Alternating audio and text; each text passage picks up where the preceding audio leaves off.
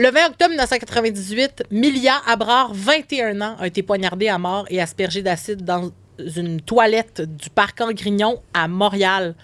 À l'époque, un suspect avait été identifié et pourtant, 27 ans plus tard, il n'y a personne qui a été arrêté là-dedans. Valérie Gontier au micro, journaliste au Journal de Montréal, et j'en parle avec ma collègue Erika Aubin. Allô, Erika. Salut, Valérie. On a travaillé ensemble un dossier vraiment étoffé sur les meurtres non résolus et on s'est intéressé à des cas en particulier. Et parmi ces cas-là, il y a celui de Milia. On vous donne les détails maintenant.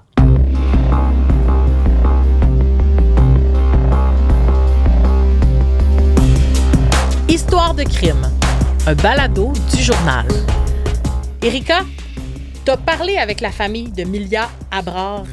Avant tout, j'aimerais savoir qu'est-ce qui s'est passé le 20 octobre 1998. Oui, bien ce matin-là, c'est un matin comme les autres pour Milia, qui est une étudiante en sciences humaines au collège Dawson. Donc, elle quitte son domicile familial. J'ai parlé à son frère, Milky Farouk, qui se rappelle de ce matin-là où elle a enfilé ses bracelets comme à chaque matin. Il a entendu le bruit. On dirait que je les entends. J'entends le son comme que ça peut faire d'enfiler comme plein de bracelets. Elle prend sa sacoche, elle prend ses affaires, puis elle s'en va à l'école. Donc, lui, il n'y a pas de nouvelles d'elle dans la journée. On n'est pas à une époque aussi où on a des téléphones cellulaires et tout. Et finalement, la jeune femme de 21 ans a été retrouvée en après-midi assassinée dans une toilette publique du parc Angrignon. Je lisais Parc Angrignon, tu sais, je connais le un coin. Peu les lieux, c'est pas si proche du collège Dawson, tu sais, c'est comme à quelques kilomètres quand même là, du collège Dawson. Je lisais les archives parce que, tu sais, dans le cadre de notre dossier sur les meurtres non résolus, on s'est plongé dans les archives de plusieurs dossiers, dont celui de Milia. C'est ça, on a pu aller lire. Tu sais, à l'époque, on avait écrit beaucoup. Évidemment, c'est un meurtre vraiment sordide. Fait qu'on avait plein d'articles. Vraiment beaucoup d'articles avec la famille. Qui remontent à 1998. Au début, là, c'était même un article juste sur le premier, là, une femme a été retrouvée, on ne sait pas c'est qui, etc. Ouais. Puis il y avait un détail, moi, qui a attiré mon attention parce que Milia, lorsqu'elle a été retrouvée, elle était assise sur la toilette. Et les premiers cols bleus qui sont intervenus... Eux faisaient leur petite tournée, du parc. Là. Ont vu des pieds, s'en sont pas préoccupés, pensaient que quelqu'un faisait ses affaires. Et quand ils sont revenus, comme une heure et demie plus tard, ils ont revu que la situation n'avait pas changé. Là, c'est là qu'ils ont constaté. Mm-hmm. Premier constat, ils se sont dit, peut-être une overdose ou quelque chose comme ça. Au début, c'est ça. C'était comme une mort, probablement. C'est ça. Ils pensaient à une overdose. Ils ne savaient pas que la personne avait été poignardée. Non. Et ce n'est que lorsque la morgue est arrivée, qui ont bougé le corps, que là, ils ont constaté qu'il y avait affaire à un meurtre. C'est ça, c'est qu'en déplaçant le corps, ils ont vu que, justement, le corps portait comme plein de plaies. Tu avais plein de plaies dessus. Fait que c'est vraiment des cols bleus qui l'ont trouvé comme ça par hasard dans la salle, dans la toilette. Là. On parle de plaies, elle a été poignardée, mais elle a aussi été aspergée d'acide. Oui, au visage, elle aurait été aspergée d'acide. Ça aussi, c'était pas visible comme ça vite, mais quand il y a eu vraiment comme l'autopsie sur le corps et ils ont tout, pu constater ils ont pu constater que c'est ça, elle avait eu des produits chimiques là, qui avaient été comme lancés sur elle. Là, c'est tellement barbare. Oui, énormément. De se faire asperger d'acide. Là. C'est vraiment comme un meurtre haineux. Là. C'est ce que le frère me disait. C'est brutal, c'est haineux comme meurtre. Là. Absolument. Puis, il y a également un détail qui était dans les articles de l'époque à l'effet que possiblement que la scène de crime s'est produite dans cette cabine de toilette-là. Probablement. Puis le corps, ce qu'on lisait aussi, c'est que elle s'est défendue courageusement. Oui. Puis ça, pourquoi ils peuvent le savoir, c'est que on voit souvent ça, nous, quand on couvre des procès, c'est que les corps portent des marques, des plaies de défense qu'on appelle. Ouais. C'est par exemple, souvent, ça va être des blessures sur les mains parce que les gens se sont protégés. Les bras. Fait qu'on appelle ça des plaies de défense. Ça montre qu'il y a eu comme altercation entre, mettons, on a tenté de saisir un objet coupant, par exemple. Oui, exactement. Fait qu'elle s'était défendue. Au départ, là, quand la jeune femme a été trouvée là, dans la toilette comme ça par 2 cols bleus, Ça a pris des heures avant qu'il soit capable de l'identifier, simplement. C'est Parce qui cette qu'elle n'avait étudiante-là? pas de pièce d'identité. C'est ça, elle avait elle avait aucune pièce d'identité, tu sais, rien, là, aucun papier, elle avait pas son permis de conduire, peu importe. À l'époque, les gens n'avaient pas de cellulaire. Là. Les Maintenant, gens, on peut c'est prendre ça. un cellulaire, appeler la dernière personne. Ouais, puis, mais elle avait rien, absolument rien sur elle. Fait que pendant des heures, la police sait pas c'est qui. C'est ce qui transparaît dans les premiers articles qui ont été publiés d'ailleurs, là, dont je parlais dans les archives. Ouais. Mais la famille, comment ils ont réalisé que Milia était, un, portée disparue et deux, que c'est elle qui avait été retrouvée assassinée dans un Mais parc? c'est ça que son frère m'a vraiment raconté. Il se rappelle, il avait vraiment une bonne mémoire. Là. Il se rappelle de chaque détail de cette soirée-là, qui est comme un peu une soirée d'enfer là, pour lui. Dans le fond, elle, sa sœur, ne revient jamais de l'école, alors que là, on est rendu tard en soirée. Ce qui est pas normal, ce qui est pas dans ses habitudes du tout, qu'elle donne aucune nouvelle puis qu'elle revienne pas comme ça. Donc lui, ce qu'il a fait, c'est qu'il a commencé un peu à faire des démarches, là, à appeler ses amis, des amis qu'il connaissait. Il y a une de ses amies qui a dit qu'elle était jamais allée à un cours auquel elle devait assister. Elle n'est jamais allée, ce qui n'était non plus pas dans ses habitudes. Ouais. Puis elle devait aussi rencontrer une autre amie ou une autre connaissance pour lui donner des cours de français parce que Milia parlait très bien le français et elle aidait une de ses amies à l'apprendre. OK. À cette rencontre-là... ici que Milia n'est pas... Oui. Je pense qu'elle est canadienne, mais est originaire du Bangladesh. Oui, du Bangladesh, c'est vrai, j'avais oublié de le dire. Là, fait qu'elle ne s'est pas présentée à cette rencontre-là. Donc là, son frère commence à vraiment s'inquiéter. Il est vraiment allé arpenter là, à pied le quartier en criant son nom, en espérant que... Qui n'est pas du tout dans le quartier où elle est décédée, dans le fond, là, qui est un petit peu plus loin. Elle habitait plus dans le coin de Parc Extension, là, il me semble. Parc-en-Grignon, qui est plus dans le sud-ouest de l'île. Ouais. Donc, il commence à crier son nom dans le quartier. Finalement, tard en soirée, il signale sa disparition à la police. Parce que sa sœur n'est jamais rentrée. Puis c'est comme ça qu'à un moment donné, les policiers, les enquêteurs ont comme été capables de faire le lien et de savoir finalement c'était qui cette jeune fille-là qui avait été retrouvée sans vie au parc en Grignon. OK. J'aimerais ça qu'on retourne un peu puis que tu me parles un peu de Milia. Comment tu l'as décrite? C'est qui, Milia Abraham? Oui, son frère avait comme plein, évidemment, de belles choses à me dire. Lui, il était très proche de sa sœur parce que c'était les deux plus jeunes d'une famille de 6 enfants. OK. C'était les deux plus jeunes, fait qu'ils s'entendaient vraiment bien. Comme on a dit un peu plus tôt, là, elle était originaire du Bangladesh. Toute sa famille était venue ici pour avoir une meilleure sécurité, ce qui est complètement... Ce qui est vraiment ironique. Oui, ironique. Son frère, c'est ce qu'il m'a dit.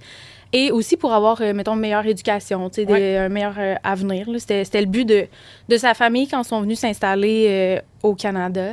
C'était une jeune femme qui était comme vraiment ambitieuse, qui était aussi très rêveuse. Okay. Elle aimait tout ce qui avait attrait au maquillage. Elle voulait comme devenir une maquilleuse professionnelle, une artiste maquilleuse. Wow. Elle voulait se concentrer à maquiller les peaux un peu plus comme brunes, parce qu'il y a des gens qui se concentrent, mettons, des peaux blanches, un peu noires, mais comme elle voulait cette espèce de branche-là, qu'il y avait peut-être moins de gens qui se spécialisaient là-dedans. Ouais. Puis son frère, ce qu'il me disait aussi, c'est qu'elle avait vraiment un beau sens de l'humour.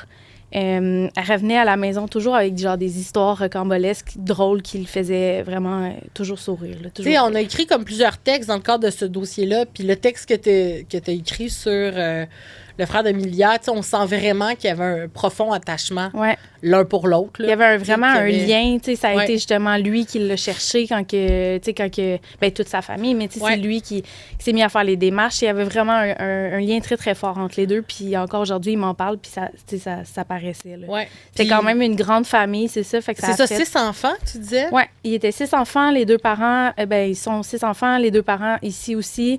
Fait que ça, évidemment, ça a causé un énorme choc. Je lisais encore une fois dans un des articles qui a été écrit à l'époque que dans les jours qui ont suivi, parce que là, évidemment, personne n'a été arrêté sur le coup. On a reçu plus tard que personne ne va jamais être arrêté là-dedans. Mais on s'attendait à ce qu'il y ait peut-être un dénouement dans l'enquête. Et la famille a comme cessé d'exister, là, cessé toute activité parce qu'ils restaient cloîtrés dans l'appartement dans l'attente d'un appel. Tu sais, recevoir comme l'appel. Tu sais, aujourd'hui, c'est pas vraiment comme ça que ça fonctionne, là, dans le sens qu'on a nos cellulaires. Les gens peuvent... Mais tu sais, après, à quel point ils avaient envie de vaquer à leurs occupations, je sais pas. Mais vraiment, c'était précisé qu'ils ne bougeaient pas, restaient proches du téléphone pour ne pas manquer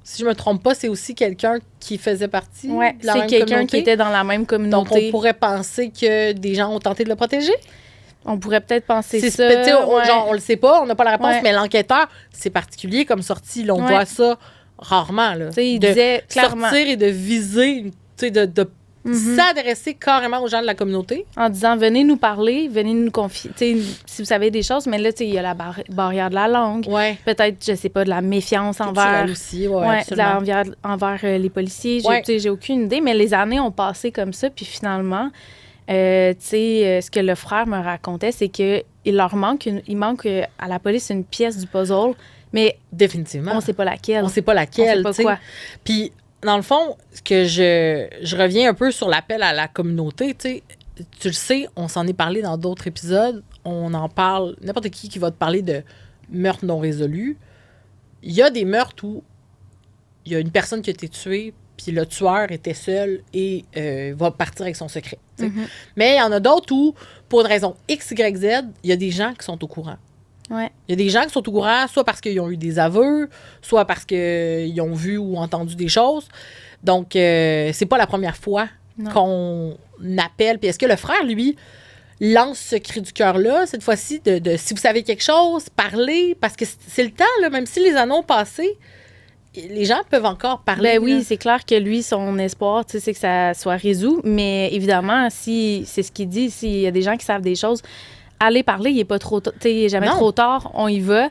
Mais ce qu'on a su, ben de lui, ce qu'il a su, c'est que le suspect n'habite probablement plus au Québec. Après ça, il serait parti vivre à Toronto. D'ailleurs, Milky, ce qu'il me racontait, c'est que, tu sais, il n'a jamais été capable de mettre les pieds à Toronto pendant des années. Ah, en il est comme sachant- traumatisé de Ouais, ça. en Il sachant veut pas le que- croiser. C'est ça, il veut pas le croiser. Il a comme peur. C'est Est-ce une que peur, lui un traumatisme. le connaissait?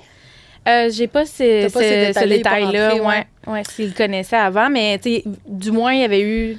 Je veux dire, sa sœur lui avait verbalisé quand même qu'elle était traquée. Qui est encore vraiment impliqué dans... Là, tu l'as contacté dans le Ouais. cadre de notre dossier. Il a accepté. Est-ce qu'il a hésité à te parler? Il a, Est-ce que ça a été facile? il a pas semblé, d'avoir je sais pas l'entrevue? sa réflexion en Non, arrière, mais ça n'a pas été compliqué. ça n'a pas été trop compliqué de lui parler. Il s'est vraiment livré. Tu sais, je l'ai rencontré dans un café à Montréal. Il parlait à l'époque, on lui avait parlé beaucoup au Journal de Montréal, donc il a accepté vraiment de faire l'entrevue. Évidemment, parce que pour lui, il veut jamais que sa sœur soit oubliée. tu sais. Exact. Ouais. Ça, quand j'ai lu ton texte, ça m'a un peu attristée. Mhm. Parce que je couvre les affaires criminelles depuis là, plus qu'une décennie et j'ai beaucoup écrit sur des meurtres non résolus et je n'avais jamais entendu parler de Milly Ben, Abrard. moi aussi, ce meurtre-là, ce meurtre non résolu-là, je le connaissais pas en tant que tel avant Exact. de m'y intéresser pour notre dossier. Fait que Et tant mieux pourtant- si on le met en lumière, Ouais. parce que c'est vraiment très trash là, comme histoire Ouais. et c'est comme ça frappe l'imaginaire. C'est une jeune femme étudiante sans histoire qui se fait tuer comme ça de façon aussi brutale. Oui. Puis on n'en entend pas plus parler. Moi, je Tu pense sais, il y que a c'est peut-être important. des gens dans leur salon qui disent ben oui, voyons franchement, mais Ouais. moi, genre je n'avais jamais Nous, entendu qui couvrons les affaires qui couvrons les judiciaires. affaires dans l'équipe aussi là, Ouais. mais tu sais, c'est ça. Après on n'a pas non plus épluché tous les dossiers là, c'est Mm-hmm. pas comme ça. Il y a aussi, mais là aujourd'hui, ce qui est encore habité par ça, où il y a un lâcher-prise, tu sais, on voit différentes façons là, Ouais. des familles de réagir. Il y en a qui sont un peu, tu sais, il y a une obsession de vouloir comme toujours revenir là-dessus. J'ai même entendu des proches qu'il y a des conflits dans la famille parce qu'il y en a un qui veut toujours, qui est très intense. Qui veut décrocher ou. Puis il y en a ben, d'autres qui ouais. veulent décrocher, puis là, ils comprennent pas. Mais voyons donc, comment ça, si on parle Ouais. pas de tout ça à tous les jours de notre vie, tu sais, il faut trouver quelque chose. Donc, il y a différentes façons de réagir par rapport à ça. Je pense qu'il semble encore quand même impliqué, habité, mais il y a eu un moment où, après, tu sais, je sais pas exactement, mais comme 1 an ou 2 après le meurtre de sa soeur, en voyant Ouais. que c'était pas résolu puis que c'était pas sur le point de l'être, là, finalement, mais contrairement à ce qu'il pensait au début, il y a eu un moment où il s'est dit, OK, là, faut que j'avance là, dans la vie, il faut que j'aille de l'avant Ouais. avec ma vie. Lui, à ce moment-là, quand c'est arrivé, c'était un étudiant en génie. Donc, il voulait Il continuer. fallait qu'il vive sa vie C'est ça, de jeune il aussi. voulait Là. continuer ses Ben oui. études, de devenir ingénieur, bref, reprendre sa vie et pas toujours appeler les enquêteurs Absolument. et se replonger là-dedans à chaque fois. Mais malgré ça, c'est sûr qu'évidemment, il espère quand même que ça soit résolu. Ouais. Il y a aussi un organisme qui est venu en aide vraiment à la famille, tant au début qu'encore aujourd'hui est très impliqué dans cette cause-là. C'est le Centre communautaire de femmes sud-asiatiques. Okay. Moi, je me suis entretenue avec 2 membres, Diane Shea et Dolores Chu, qui, elles, sont encore très impliquées. Elle la connaissait pas nécessairement. Comment ils sont arrivés dans le portrait, ces femmes-là? Mais tu sais, c'est un organisme de la communauté. Oui. Donc, puis elles, ça leur tient à cœur, tout simplement, cette cause-là. Parce que c'est un féminicide, comme on le dit, puis c'est ce qu'elle considère comme étant un féminicide et c'est la violence, tu sais, faite aux femmes. Donc, en fait, c'est vraiment de dénoncer cette violence-là qui est faite aux femmes. À plusieurs reprises, au fil du temps, l'organisme a tenté de relancer l'enquête relancer l'enquête, je pense, l'enquête n'est jamais fermée en tant que telle, là, mais de remettre un peu de la pression. Ben oui, absolument. En contactant les enquêteurs, par exemple. En 2019, je sais qu'elles ont vraiment envoyé, puis j'ai vu l'échange de courriels, elles ont envoyé un courriel à un enquêteur comme en demandant des nouvelles. Elles n'en ont jamais eu, malheureusement. Ça se trouve, cet enquêteur-là n'est même plus en poste, là. Oui, je sais pas. Celui, c'est en 2019. Ça, là, donc, c'est ça. Elles n'en ont jamais eu, finalement. Fait que, mais bref, elles, au fil du temps, elles ont vraiment essayé de relancer l'enquête. Oui. Puis, tu sais, pourtant, tu dis, c'est un meurtre de femme, on peut pas, en tant que société, laisser ça comme ça. Les policiers à qui je me suis entretenue dans le cadre du dossier le disent. Les meurtres de femmes, les meurtres d'enfants aussi, sont une priorité. Oui, c'est les dossiers, souvent. Les dossiers. Dans les escouades de cold case, mettons, au sein des corps policiers, c'est souvent ces dossiers-là qui sont priorisés. Aussi parce qu'il y en a beaucoup. Ouais. Il y en a beaucoup. S'il y a des gens dont un proche a été tué puis que c'est un homme, ils mettent aussi de l'énergie là-dessus, il faut le comprendre, mais il y a un caractère particulier au meurtre de femmes parce que fut un temps où il y en a eu énormément. Meurtre d'enfants aussi, on le sait, on s'en est parlé. On en parle souvent des meurtres d'enfants quand il y a plusieurs enfants dans les années 90, 80, c'est des victimes 90. Des vulnérables et tellement vulnérables. Là, si bien que à la Sûreté du Québec, dans le bureau de la personne responsable de l'unité des meurtres non résolus, il y a une énorme carte sur lesquelles il y a des points avec des années des meurtres de femmes et d'enfants. Une carte du Québec, Une carte du Québec où on voit... c'est une carte où il recense tous les... Il faudrait que je retrouve cette photo-là, mais où il recense tous les meurtres qu'il y a eu avec... puis je crois que les derniers qui étaient colligés là, dataient de 2014. Là. Donc, les plus anciens comme les plus ça, c'est les codes, ceux qui n'ont pas été résolus. Exact, absolument. Fait que ça rentre... la carte c'est gros, c'est impressionnant. Ben, c'est comme, ça prend... En fait, c'est pas eux qui me l'ont montré. Okay. Je dis, mais qu'est-ce que c'est que ça? T'sais, quand j'étais dans le bureau, ça a vraiment attiré mon attention. Puis on me l'a comme expliqué, c'était quoi. Ça prend... Tu sais, ça sert à rien de faire ça, là, dans le sens que c'est pas une technique d'enquête, mais je crois que c'est pour que ça soit là, que ça soit vu, qu'on s'en rappelle. Puis montrer qu'il y a des points partout, c'est partout une priorité dans la province exact, aussi. Là. Exact. Mais c'est un peu ce que le frère Miki Farouk dénonce, le frère de la victime, c'est que si on résout pas là, ce féminicide-là, qui en est un qui avait choqué complètement, là, comme à l'époque. À l'époque, ça avait vraiment choqué. On devient quoi comme société? On fait quoi? Si on n'est même pas capable de traduire en justice les tueurs de femmes comme ça. Exact. Oui, absolument. Mais ce que moi, Puis lui, est-ce qu'il doit avoir un traumatisme? Tu sais, moi, il y a des familles à qui j'ai parlé qui sont PTSD, là, d'avoir vécu le traumatisme de l'annonce, puis d'apprendre dans quelles circonstances. Ouais. On en a déjà parlé, puis on va en parler à chaque fois on couvre un meurtre ou qu'on fait un fait divers. C'est vraiment... Derrière chaque fait divers, il y a des familles de victimes. Là. C'est super triste. Là. Il y a du monde qui meurt aussi de maladie, comme on a déjà dit. Mais de mourir d'un meurtre, mais plus que ça, là. C'est un meurtre comment? Tu sais, le mot qu'il a utilisé, brutal. Lui, c'est haineux, c'est brutal, c'est ce qu'il dit. Ben oui, il garde vraiment des séquelles. Puis tu sais, comme je disais au début, il se rappelle de chaque détail de cette soirée-là. Il a aussi fallu qu'il ait identifié, à un moment donné, sa sœur à la morgue. Puis c'est là qu'il a vu sur son corps qu'elle avait qu'elle était comme brûlée. Ouais. Lui, ce qu'il pensait, c'est qu'elle avait été brûlée, mais finalement, c'était à cause, c'est ça, du produit de l'acide qu'on a lancé sur elle. Fait qu'il a demandé c'est quoi qu'elle a sur sa peau. Fait qu'il garde des séquelles de ça. Là. C'est extrêmement traumatisant là, de voir sa petite sœur de 21 ans. Ouais. Écoute, au point où il en a longtemps fait des cauchemars. Comme je disais, incapable de mettre les pieds à Toronto par peur irrationnelle de croiser le suspect. Tellement grand, tellement vaste, Toronto. Ouais. Est-ce qu'il le connaît? Est-ce qu'il le reconnaîtrait? Probablement pas, mais c'était comme une peur irrationnelle. Il était incapable de mettre les pieds dans cette ville-là. Ouais, ben tu sais, il y a des gens qui deviennent complètement, tu sais, obsédés ou dans leur tête, il y a des choses qui se passent ça a l'air... Tu regardes ça avec du recul, t'es comme, ben voyons, mais... Quand tu l'as vécu, probablement que c'est vraiment difficile. Il y a une femme à qui j'ai parlé qui avait eu un portrait robot du suspect qui n'a jamais été arrêté depuis là, dans l'assassinat de sa mère. Et quand elle se promène sur la rue, ben, elle pense des fois qu'elle croise la personne. Parce qu'un portrait robot, il n'y a rien de plus flou que ça à chaque fois à plein de monde qu'on on connaît. Regarde ça puis on se dit, ça pourrait être n'importe qui. Ça pourrait être un peu n'importe qui. T'sais. Fait que c'est vraiment ce que les victimes vivent, comment elles vivent aussi, c'est propre à chacun. Ouais. Puis c'est intéressant de le montrer parce que ça permet peut-être aux gens qui n'ont jamais vécu ça de bien comprendre. Mais notre dossier l'angle qu'on avait pris, c'était la raison pour laquelle on a fait un dossier sur les meurtres non résolus à la base. C'est parce qu'il y en a eu plein récemment qui ont été solutionnés grâce aux avancées de la science. Est-ce qu'on a espoir ici, à ta connaissance, que...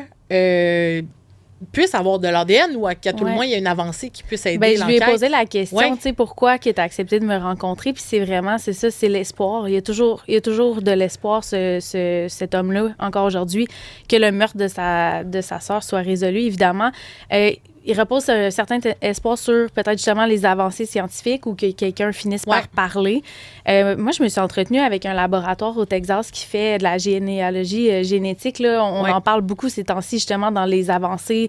C'est une des avancées des sciences judiciaires qui permet de résoudre des crimes. Est-ce que tu es capable de l'expliquer juste rapidement pour ceux qui savent pas c'est quoi? La généalogie génétique, en fait, c'est vraiment de prendre... Les enquêteurs se servent maintenant des banques publiques, là, des plateformes publiques, en fait, dans lesquelles on verse notre ADN pour trouver nos origines, trouver c'est qui nos ancêtres, savoir si on est prédisposé à X maladie. Ouais. Les enquêteurs peuvent se servir maintenant de ces banques-là pour essayer de trouver des proches à un suspect, à un profil génétique là, qui vont aller extraire grâce à l'ADN.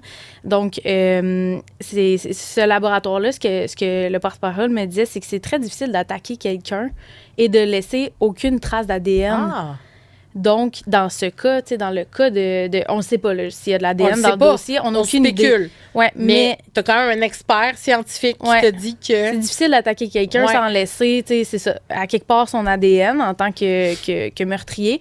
Puis comme on disait au début, elle s'est défendue. Surtout sachant qu'elle avait des plaies de défense, effectivement. Il y a eu altercation. À quelque part, elle s'est peut-être fait voler ses pièces d'identité. Peut-être qu'il a reçu, lui, un coup de quelque chose. Il a sûrement volé des objets parce qu'elle avait rien, elle avait rien sur elle avait plus sa sacoche, rien. Fait que bref, le frère, en effet, il a comme beaucoup d'espoir. Puis c'est pour ça qu'encore aujourd'hui, il accepte de se replonger dans ces souvenirs-là qui sont extrêmement difficiles, mais c'est pour ça qu'il accepte de... C'est ce que la majorité des familles ont dit, parce que c'est vraiment difficile pour ces personnes-là de se replonger là-dedans, mais les familles le font par espoir que ça amène... Que ça débloque. Ça débloque. Donc, ton texte qui est à lire sur le site du Journal de Montréal ainsi qu'une série de reportages sur notre dossier sur les meurtres non résolus. Il y a également d'autres épisodes de ce balado qui sont disponibles avec d'autres familles et d'autres thématiques. Pour en savoir plus sur les meurtres non résolus, d'autres épisodes sont disponibles sur toutes les plateformes d'écoute en ligne et des articles de ce dossier sont à lire sur le site web du Journal de Montréal.